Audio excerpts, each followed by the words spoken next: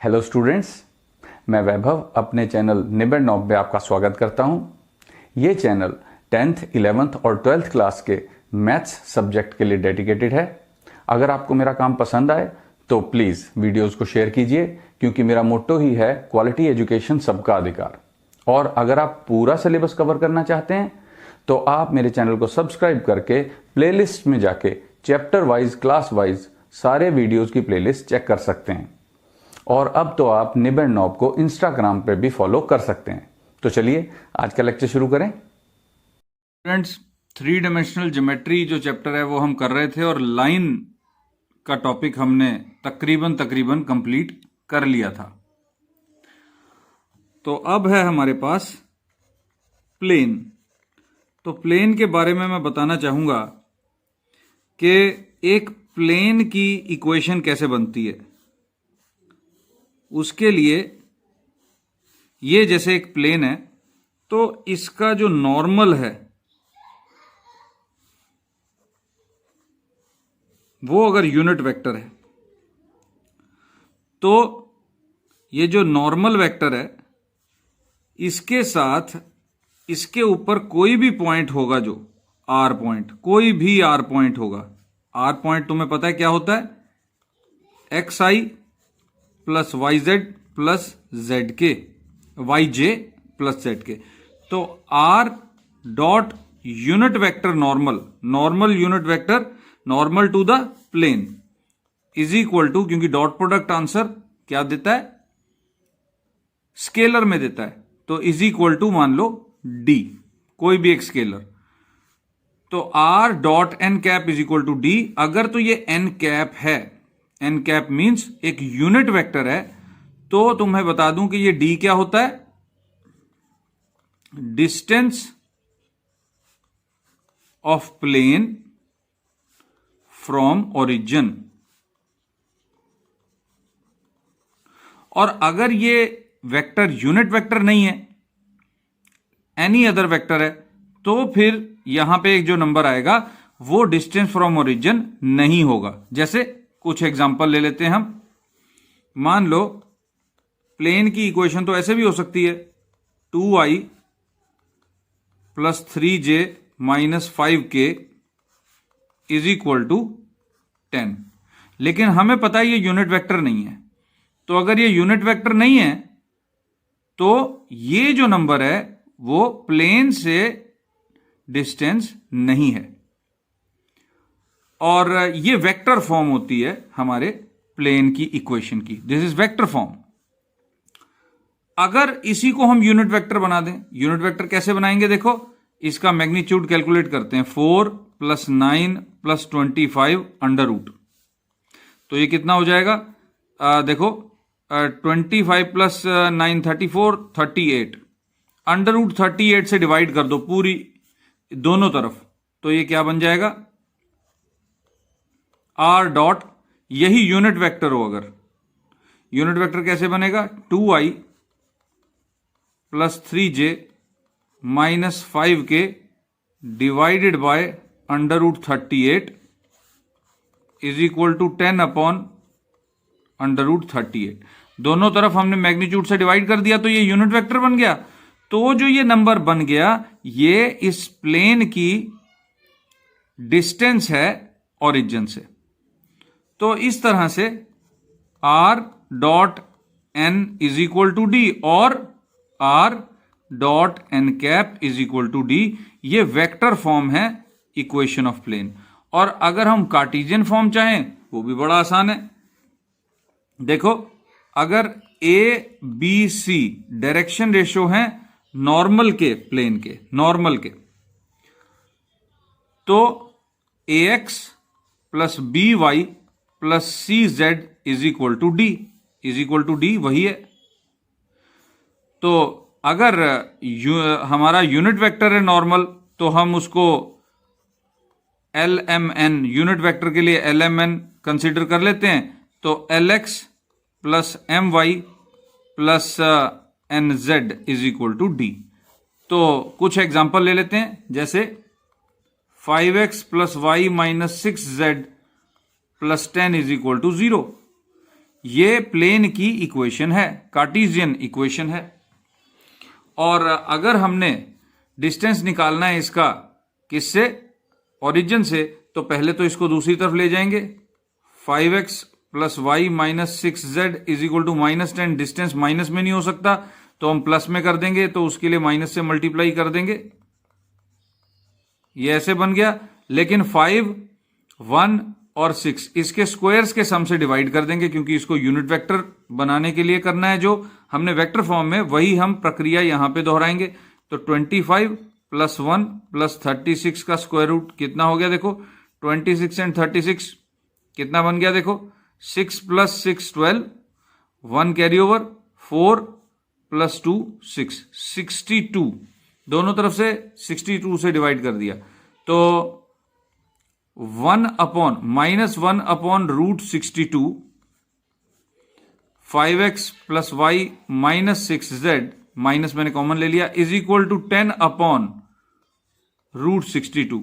तो इस प्लेन, ये जो प्लेन की इक्वेशन है, इसका डिस्टेंस ओरिजिन से ये आ गया, क्योंकि हमने इसको यूनिट वेक्टर वाले तरीके से कार्टेशियन फॉर्म में क्रिएट कर दिया। तो इक्वेशन ऑफ प्लेन ये है कार्टेशियन फॉर्म में, और ऐसी इक्वेशन या ऐसी इक्वेशन है वेक्टर फॉर्म में। प्लेन का नॉर्मल ऐसे होता है, जैसे मान लो हमारे पास ये प्लेन है, पेपर का प्लेन है, तो हमारा जो नॉर्मल होगा वो ऐसे होगा, ऐसे, इस तरह से, या ये ज्यादा लंबा है तो ये प्लेन होगा, ये नॉर्मल होगा हमारा, परपेंडिकुलर टू द प्लेन। और एक और बात मैं बताना चाहूंगा कि इस प्लेन पर कोई भी लाइन किसी भी तरह से बनी हुई हो, तुम खास तौर पे देखोगे कि ये जो यूनिट नॉर्मल है, ये नॉर्मल वेक्टर है, वो हर एक लाइन से परपेंडिकुलर है। देखो दिख रहा है तुमको, परपेंडिकुलर, इससे भी परपेंडिकुलर और इससे भी परपेंडिकुलर। प्लेन के ऊपर बनी हुई हर एक लाइन से ये नॉर्मल वेक्टर जो होता है वो परपेंडिकुलर होता है। अब हम बात करते हैं कुछ फॉर्मूलोज की, जो कि एक्सरसाइज में काम आएंगे। अगर हमने फाइंड करनी हो प्लेन की इक्वेशन, तो हम नॉर्मली क्या करते हैं, हमें एक तो प्लेन से नॉर्मल के डायरेक्शन रेशो चाहिए होते हैं, और प्लेन पर कोई एक पॉइंट चाहिए होता है, x1 y1 z1। तो इक्वेशन बन जाती है a x minus x1 plus b y minus y1 plus c z minus z1 is equal to 0। ये है प्लेन की इक्वेशन कार्टेशियन फॉर्म में, जब हमें फाइंड आउट करनी है, जब हमें नॉर्मल के डायरेक्शन रेशियो और प्लेन के ऊपर एक पॉइंट पता है। पहली बात तो ये। अब हम बात करते हैं एक और, कि अगर plane X axis, Y axis और जेड एक्सिस को कट कर रहा है इस तरह से, हमें पता है कि वो एक्स एक्सिस को, वाई एक्सिस को और जेड एक्सिस को कहां कट कर रहा है, a, 0,0 पर, 0,b,0 पर और 0,0,c पर।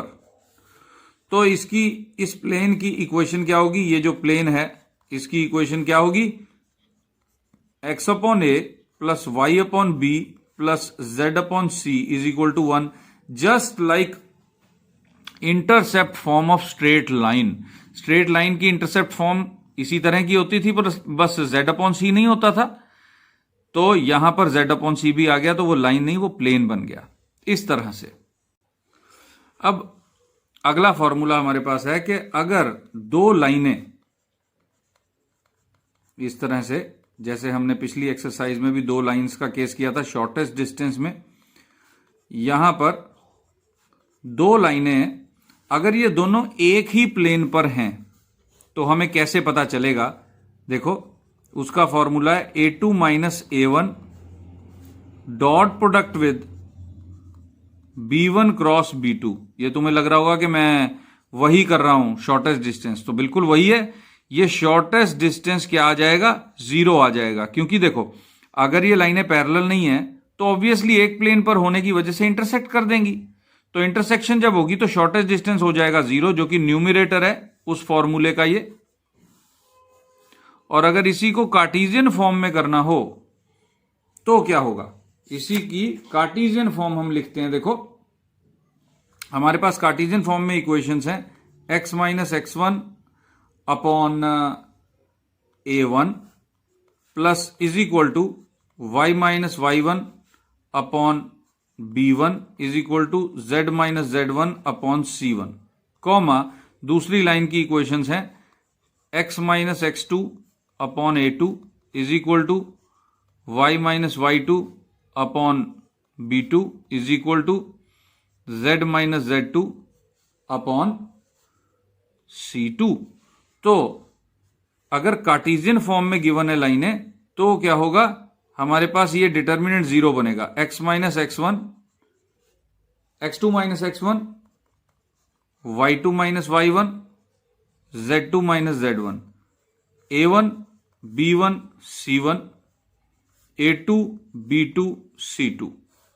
ये जो डिटर्मिनेंट है वो जीरो के बराबर अगर आ जाए तो ये दोनों लाइनें कोप्लेनर हो जाएंगी। लेकिन मैं ये कहूंगा कि अगर ऐसे भी दी हुई हैं कार्टेशियन फॉर्म में तो उसको पहले वेक्टर फॉर्म में कन्वर्ट करके यही कर लो, ये ज्यादा आसान है, क्योंकि डिटर्मिनेंट तो यहां भी कैलकुलेट करना पड़ेगा तुमको, तो ये ज्यादा आसान मुझे लगता है, मेरा अपना पर्सनल प्रेफरेंस है।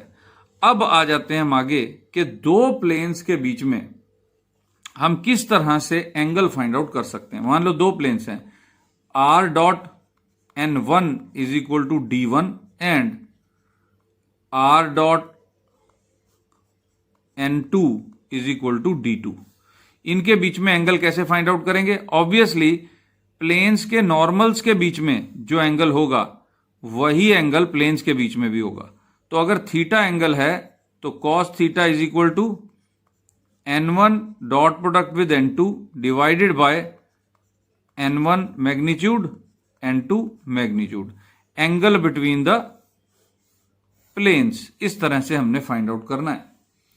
और इसके बाद हम आते हैं distance of a point from the plane. ये स्टूडेंट्स नोट करते जाना, पॉज कर करके देख लेना और नोट करते जाना ये सारे के सारे फॉर्मूले। मान लो हमारे पास एक पॉइंट है x1 y1 z1 और एक प्लेन है ax plus B Y plus C Z plus D is equal to 0। तो इनके बीच में डिस्टेंस कितना होगा ये कैसे पता लगेगा? इनके बीच में अगर डिस्टेंस निकालना हो तो वो डिस्टेंस कैसे आएगा, ax1 plus B Y one plus C Z one plus D modulus divided by A square plus B square plus C square under root. ये तुम्हें कुछ कुछ लाइन और पॉइंट के बीच में जो परपेंडिकुलर डिस्टेंस टू डायमेंशनल में पिछले साल स्ट्रेट लाइंस में किया था, कुछ कुछ वैसा ही फॉर्मूला तुम्हें दिखाई दे रहा होगा। और अगर हम बात करें angle between a line and a plane, एक लाइन है हमारे पास r is equal to a plus lambda B और एक प्लेन है r dot n is equal to D. तो लाइन और प्लेन के बीच में एंगल कैसे निकालते हैं? अगर इन दोनों, इस प्लेन और इस लाइन के बीच में एंगल थीटा है तो कैसे, क्या फॉर्मूला है, sine theta is equal to vector B dot vector N divided by vector B magnitude vector N magnitude. चाहे ये पार्ट, ये जितने मैंने फॉर्मूले गिनाए ये सिलेबस में हो ना हो, लेकिन मैं तुम्हें बता दूं कि ये बहुत ज्यादा यूज होता है। ये सारी चीजें, ये सारे फॉर्मूले बहुत ज्यादा यूज होते हैं फर्दर मैथमेटिक्स में और क्वेश्चंस में भी। तो इसलिए अगर ये कर भी लोगे तो टाइम वेस्ट नहीं होगा, बल्कि तुम्हारी नॉलेज और एनरिच हो जाएगी। तो मैंने फॉर्मूले सारे डिस्कस कर लिए हैं। अब ऐसा करते हैं, हम एक्सरसाइज 11.3 पर धावा बोलते हैं और उसको हम खत्म करने की कोशिश करते हैं। तो स्टूडेंट्स, ये है एक्सरसाइज 11.3 का पहला question. Determine the direction cosines of the normal to the plane and distance from origin in the following planes. तो डायरेक्शन कोसाइंस नॉर्मल के कैसे आते हैं? देखो, जब हम डिस्टेंस निकालने के लिए यूनिट वेक्टर बनाते हैं तो यूनिट वेक्टर बनाने के बाद जो कोफिशिएंट्स एक्स वाई जेड के होते हैं वो डायरेक्शन रेशोज नहीं होते नॉर्मल के, वो डायरेक्शन कोसाइंस बन जाते हैं। यूनिट वेक्टर के हमेशा डायरेक्शन कोसाइंस होते हैं और उनका रेशो लेने पर डायरेक्शन रेशो बनती है। तो हमने करना क्या है, वही जो अभी मैंने थोड़ी देर पहले तुम्हें समझाया था। तो मैं सबसे पहले फर्स्ट पार्ट उठाता हूं, given z is equal to 2। अब यहां पर ये यूनिट वेक्टर ही तो है, यहां पर एक ही नंबर है, उसका मैग्नीट्यूड भी 1 ही है। तो हम कहेंगे कि direction cosines of normal to plane are, अब ये क्या है actually, 0x plus 0y plus z is equal to 2, ऐसे है ये। अब 0 0 1, देखो 0 0 1 को स्क्वायर करके और स्क्वायर रूट करके 1 ही तो आएगा, और 1 से डिवाइड करना मतलब यही सेम। तो डायरेक्शन कोसाइंस क्या हो जाएंगे, 0 0 1। और क्योंकि ये डायरेक्शन कोसाइंस के साथ ही इक्वेशन बनी हुई है, यानी कि यूनिट वेक्टर के हिसाब से बनी हुई है, स्क्वायर्स का सम एक्स वाई जेड के कोफिशिएंट्स के स्क्वायर्स का सम 1 है, इसलिए जो यहां नंबर हमें दिखाई दे रहा है, अगर वो पॉजिटिव है तो वो डिस्टेंस है इस प्लेन का ओरिजिन से। तो therefore distance of plane from origin is equal to 2 units. अब second, x plus Y plus Z is equal to 1। तो अब हमने क्या करना है, एक्स वाई जेड के कोफिशिएंट्स क्या है, 1 1 और 1, इनका स्क्वायर किया, इनको ऐड किया और स्क्वायर रूट किया, तो ये बन जाएगा √3। तो इस नंबर से हमने पूरी इक्वेशन को डिवाइड कर देना है। 1/√3x plus 1/√3y plus 1/√3z is equal to 1/√3। तो अब इनके स्क्वायर्स का सम बन गया 1। देख लो करके, चाहे देखो स्क्वायर्स का सम कर रहा हूं, स्क्वायर्स का सम 3/3 1। तो जब ऐसा बन जाए तो फिर therefore direction cosines of normal are 1/√3 1/√3 और 1/√3। और पहले जो नंबर थे 1 1 1, वो डायरेक्शन कोसाइंस नहीं थे, वो डायरेक्शन रेशो थे नॉर्मल के। और यहां पे जो नंबर आ रहा है अगर पॉजिटिव है तो वो क्या बन गया, distance of plane from the origin. Therefore distance of plane from origin is equal to 1/√3 units. चलो अब अगला क्वेश्चन देखें, 2x plus 3y minus Z is equal to 5। वैसे ये भी तुम कर ही लोगे अपने आप, ये भी तुम कर लोगे। मैं अगर यहां पे नेगेटिव नंबर हो तब क्या करना है, तब करता हूं मैं। एक अलग एग्जांपल ले लेता हूं मैं, अलग एग्जांपल। मान लो तुम्हारी सिक्स्थ पार्ट बना देता हूं उसका मैं। सिक्स्थ पार्ट मान लो ऐसे है, 3x minus 5y plus Z is equal to -10। ऐसा है अगर, तो क्या होगा, देखो 3x minus 5y plus Z is equal to -10। अब क्योंकि हम डिस्टेंस फ्रॉम ओरिजिन जानना चाहते हैं, तो सबसे पहले इधर वाले नंबर को हमें पॉजिटिव बनाना होगा। तो माइनस से मल्टीप्लाई करते हैं, -3x plus 5y minus Z is equal to 10। अब इन नंबरों का स्क्वायर करना है, 9 प्लस 25 प्लस 1 स्क्वायर रूट, यानी √35। देखो √35 बन गया, इससे डिवाइड कर देते हैं पूरी इक्वेशन को।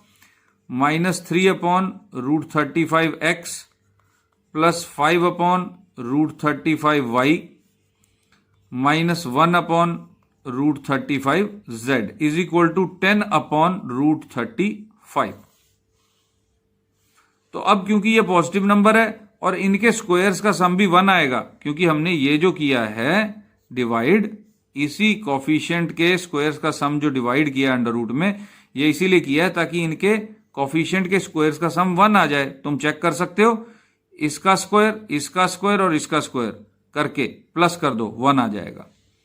तो हम कहेंगे therefore direction cosines of normal, direction cosines of normal क्या बन गए, -3/√35 कॉमा 5/√35 कॉमा -1/√35। और अगर मैं कहूं कि डायरेक्शन रेशो क्या थे इस प्लेन के नॉर्मल के, तो वो थे 3 - 5 1। ये डायरेक्शन रेशो थे प्लेन से नॉर्मल के, और ये है डायरेक्शन कोसाइंस। और डिस्टेंस क्या हो गया, also distance of plane from origin is equal to 10/√35 units. तो इस तरह से स्टूडेंट्स पहला क्वेश्चन हो गया फटाफट सॉल्व। अब हम चलते हैं क्वेश्चन नंबर 2 पर। तो ये है students question number 2। Find the vector equation of plane which is at distance of 7 units from the origin. अब हमें डिस्टेंस उसका ओरिजिन से बता दिया गया, and normal to the vector this. इस वेक्टर 3i + 5j - 6k से नॉर्मल है हमारा प्लेन। तो हमें गिवन क्या है, गिवन एक तो d गिवन है 7 यूनिट्स, और एक हमें n वेक्टर गिवन है, और हम जानते हैं कि ये यूनिट वेक्टर नहीं है। तो अब हम यूनिट वेक्टर इसको बनाएंगे। यूनिट वेक्टर कैसे बनाएंगे, n का मैग्नीट्यूड फाइंड आउट करेंगे, 9 + 25 + 36 इसका स्क्वायर रूट। तो देखो कितना बन गया, 34 और 36 कितना बन जाता है, देखो 34 + 36 70। तो देयरफॉर n कैप कितना आ गया, n vector upon n magnitude, यानी 1/√70 × 3i + 5j - 6k। तो देयरफॉर इक्वेशन ऑफ प्लेन क्या हो जाएगी, r.n cap is equal to d।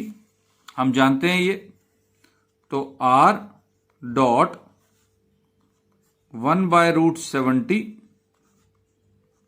3i + 5j - 6k is equal to 7। तो ये √70 उधर मल्टीप्लाई कर देते हैं, r.3i + 5j - 6k is equal to 7/√70।